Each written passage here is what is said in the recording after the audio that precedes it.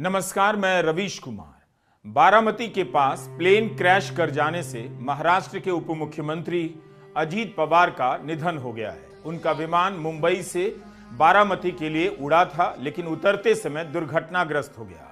इस विमान में पायलट सहित 5 लोग सवार थे। विमान में आग लग गई और उसमें सवार कोई भी नहीं बचा। कैप्टन सुमित कपूर विमान उड़ा रहे थे और उनके साथ कैप्टन शांभवी पाठक भी थी। अजीत पवार के साथ उनके सुरक्षा कर्मी विदित जाधव और पिंकी माली थी। इन सभी की मौत हो गई है। दुर्घटना के कारणों की जांच तो होगी ही, लेकिन अभी तक जो जानकारी आ रही है उसके अनुसार क्रैश लैंडिंग हुई है, यानी पायलट को समझ आया होगा कि कोई तकनीकी गड़बड़ी हो चुकी है, जिसके चलते विमान को लैंड करना होगा और उसी दौरान यह हादसा हुआ होगा। बारामती एयरपोर्ट के मैनेजर का बयान आया है मीडिया में कि एयरक्राफ्ट उतरने की कोशिश में रनवे के बाहर चला गया और क्रैश कर गया। यह सब मीडिया में रिपोर्ट हो रहा है।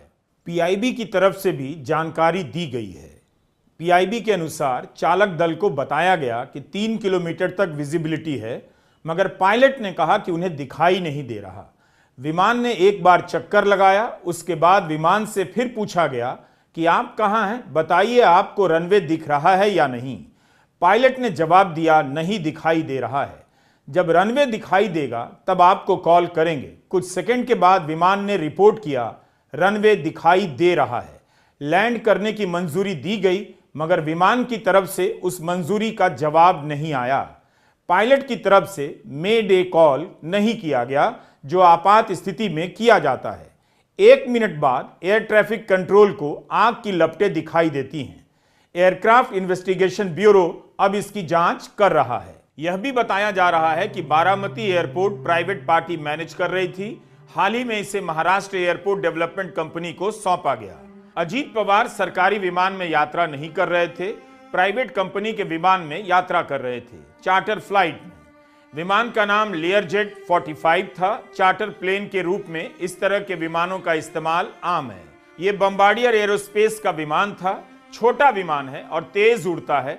बारामती जैसे एयरपोर्ट पर भी आसानी से लैंड हो जाता है, इसलिए काफी इस्तेमाल किया जाता है। अजीत पवार जिस विमान में थे उसे वीएसआर एविएशन नाम की कंपनी की ओर से अरेंज किया गया था। 15 साल पुरानी इस कंपनी में 60 पायलट हैं और 18 विमान हैं इसके पास, जिसमें से एक आज सुबह क्रैश हो गया। 2023 में इसी कंपनी का एक और लेयरजेट विमान मुंबई एयरपोर्ट पर भारी बारिश के चलते क्रैश कर गया था। 2.5 साल हो गए आज तक इस मामले में एयरक्राफ्ट इन्वेस्टिगेशन ब्यूरो